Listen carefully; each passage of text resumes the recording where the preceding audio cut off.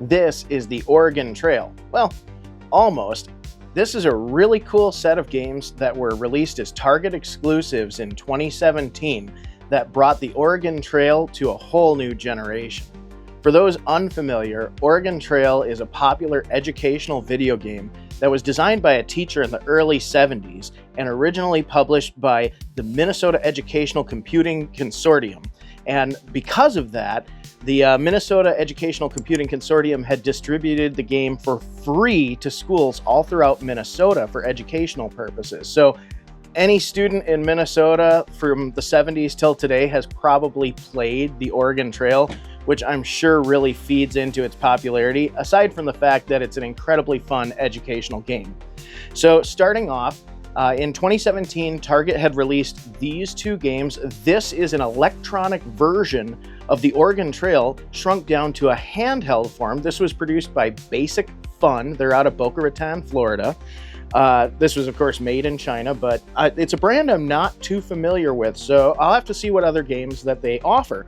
What I really liked about this novel design for this handheld is it harkens back to the chunky gray keys and this sort of gray aesthetic that you would have gotten on the old Apple II computers.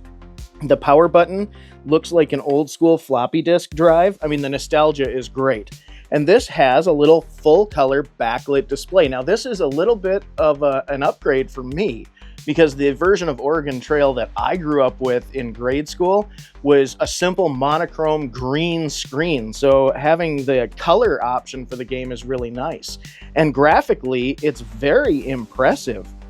It plays just like the computer game. It's a little about 2-inch display here. Has all of your major controls and sound effects.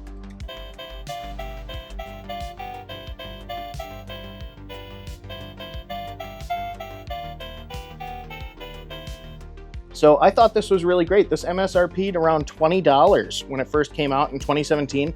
And I'd say amongst my game collection, this one gets probably the most attention out of all the handhelds because it was produced for such a short run. A lot of people are surprised that it even exists. And I would say 9 times out of 10, if I have a guest over and they pick this up, this one will have people glued for a long time. So people just pick this one up and just zone out. It's hilarious. But you know, I can't blame them. The nostalgia factor is amazing. The fit and finish is actually really good. The quality of the plastic is nice. I would have thought that having about a 2-inch display would have made it really hard to read the text, but because of the simplicity of the graphics, it's actually quite easy. So, and again, these big chunky gray control buttons made controlling and playing the game super simple. So unfortunately, these are out of production, but I thought it was a neat little curiosity to share. But what is in production is this Oregon Trail card game. Now, this was produced by Pressman, and this was sort of a companion product to the electronic version. This was also a 2017 Target exclusive. Now, this card game, another thing that I thought was kind of cool was when these released, I wish I had the original packaging to show you. I'll get a photo for the video here, but the packaging for both of these is designed to look very similar as well. So neat little products. Honestly, if I would have known how rare this would have been, I would have kept the packaging for display purposes just to have these next to each other because I like the design. I think it's really great. When we look at the box art of this card game, I mean, right away, this goes for the nostalgia. This looks just like you're playing Oregon Trail. I also like that on the back, it's a simple kind of breakdown of how the game plays and the game's contents. Now, I actually had these separated a little bit because the tolerances are so tight that if I completely close this box when it's empty, it can be hard to get this bottom section out. I want to point out, here's a detail. I love when every part of the box is printed. I love the press space bar to continue. That was really nice. Now, this also comes with a divider to hold your dry erase marker, your die, your scoreboard, your instructions, and your cards. Now, I wish that there was a little bit better of a divider for the cards simply because when we do put 2 decks of cards next to each other, the depth of this plastic pan is probably like a 1/4 inch too shallow. And because it doesn't divide the 2 decks, it's really easy for the cards to intermingle if the box gets shaken around. So there's ample storage space and the art is fantastic. I wish that the inner divider was a little bit deeper of a pan, and to build on that, if I had the option to have something to divide the 2 decks of cards, primo. But otherwise, very nice packaging. Now let's move on to the game itself. This is a really interesting interpretation of the electronic game, the Oregon Trail, into a card game. So we have these two placeholder cards I'll explain first. We have the start at Independence, Missouri, and the finish at Willamette Valley, Oregon. So players are actually going to physically build a trail from these two locations using the cards in the deck. So first off, to arrange your play space, you'll want to have space between these cards for players to lay down their trail cards. Now this game is played with 3 decks. There is the trail deck, and the trail deck is comprised of cities, forts, and these little trail sections that players will use to build their trail to the finish of the game. The Calamity deck is full of all the crazy mishaps that will happen to our players along the way, and we'll get to how these play out in a moment. And then the Supply deck. The Supply deck is, just like its name, it's different various supplies that, depending on how many players are in the game, they will be issued at the outset of the game at random. The remaining supplies will be kept by a player known as the shopkeeper, and that player will kind of act as, well, a shopkeeper. Throughout the game, players can exchange their supply cards if they don't have the appropriate one to play. If they lose them, they'll have to go back into the shop and tracked by the shopkeeper, and in certain instances, if they visit a town or fort, they'll be able to select a new supply card to add to their hand. So, what players will do at the outset of the game is they will be dealt 5 trail cards, and like I said, depending on how many players in the game, a various amount of supply cards. What players will do to move through the trail is they will select from their trail cards a trail that matches. Now, if we're at the start point, it doesn't have to match, but what I mean by matching is, let's say the first trail I play is this, just this squiggly line that connects at the center of the top and the center of the bottom of the trail. The other card that I have in my hand will connect and make a complete trail. So that's how you build your trail. Is if I were the first player, I'd play that trail card. There are no instructions on that, which means we're safe and we've made progress. But notice that this one has instructions and a little river. Well, much like the video game, we're going to have to ford that river, and there is some risk. To ford a river, I have to roll this die, and in this instance, if I roll an even number, we ford the river. If I roll an odd number, I can lose one of my supply cards and our party is trapped. Thankfully, I rolled a 4, so my party gets to move on. Now I'll continue to play these trail cards in my hand until I run out, and then I will begin drawing the trail cards. As the trail is built in sections of 5 cards, they will be collapsed for scorekeeping purposes to start the trail over again, because you don't want a long row of cards going across your table. The goal is to get past 50 trail segments. So as you break this off into groups of 5 cards for scorekeeping, once you get to 10 stacks of 5 cards, you've won the game. Now along the way, you'll be playing cards that will tell you to play a calamity card. I had mentioned that earlier. So for instance, here's a trail piece that if I drop down, it says, press spacebar to continue, draw a calamity card. So now let's get into how these play out. Here's a bad water card. With a bad water card, I can flush away bad water with 1 clean water card. But let's say this stays in play on the table because I don't have a clean water card. If somebody else draws another bad water card before we get this washed out, then we can lose 2 oxen. And if we're out of oxen, we can die. And that'll kill everyone in the party too. So this is a dangerous one. You need to take care of this fast. There are other calamities too, such as inadequate grass, which can also kill your oxen and leave your party stranded, or the infamous snake bite. This will kill a player instantly.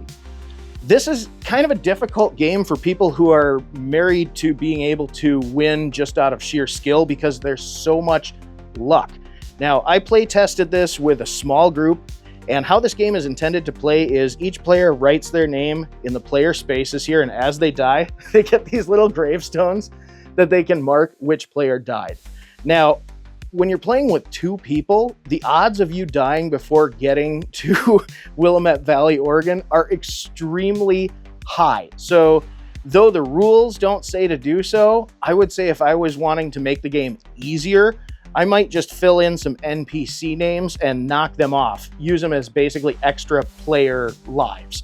Realistically, this is a game that's best when played with a larger group of people, and your odds of surviving are much, much better when you have a big group of people. The rules do state that you're just supposed to have as many players as are playing the game. Now, this one can be played with as few as 2 or as many as 6, but boy, I'm telling you, you get to 2, you're pretty much not gonna win unless you cheat a little bit and give yourself extra lives.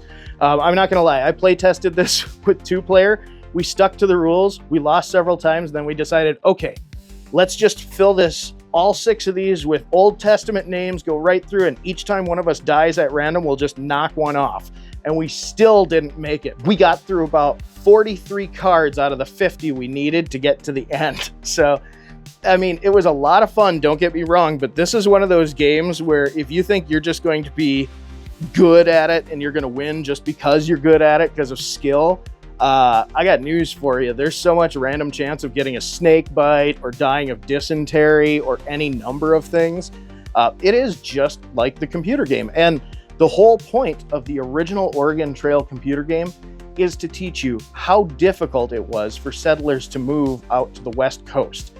I mean, it was a terrible, long journey and lots of people died. So this game is meant to make you feel like it's hopeless. I mean, it would be exhilarating to actually get all 50 cards played.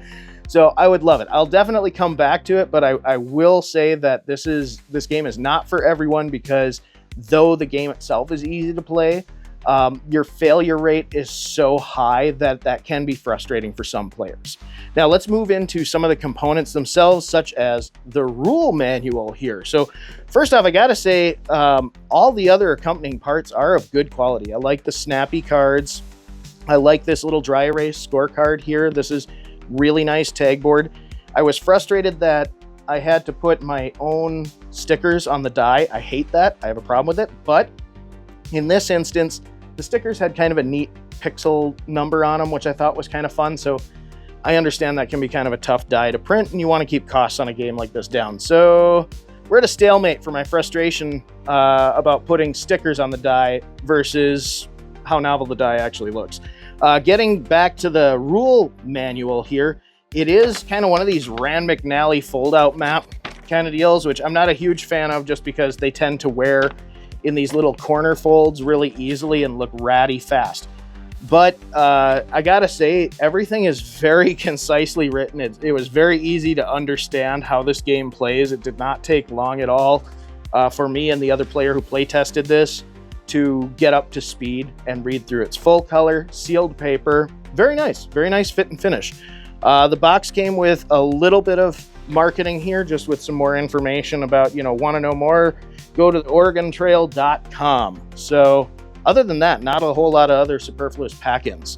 So I gotta say, this was a lot of fun. It's kind of one of those, more of a game of chance than a game of skill. And if you can marry yourself to the fact that there's that much chance involved and you have a good sense of humor about how you randomly died, because I gotta say, we were really excited the other night after getting 43 cards into it and going, okay, we're 7 away from victory. We're gonna get this, and then snake bite. So, so if you have a good sense of humor about the fact that you're most likely just never going to actually win, and it's more of see how far you can get, that's a lot of fun. So I would recommend the Oregon Trail card game. I do agree that you want to stick to ages 12 and up just because of the frustration. A younger kid could play it, but I can see where a game like this, where the odds of victory are so much against you just based off of random chance, it could be frustrating for younger players that, don't understand the point of why the game is so hard. So the Oregon Trail, what do you think? Have you played the card game? Do you have fond memories of the video game? Have you tried out the handheld yourself? What do you think about it? Comment below, let me know. Thanks for watching, and we'll see you next time.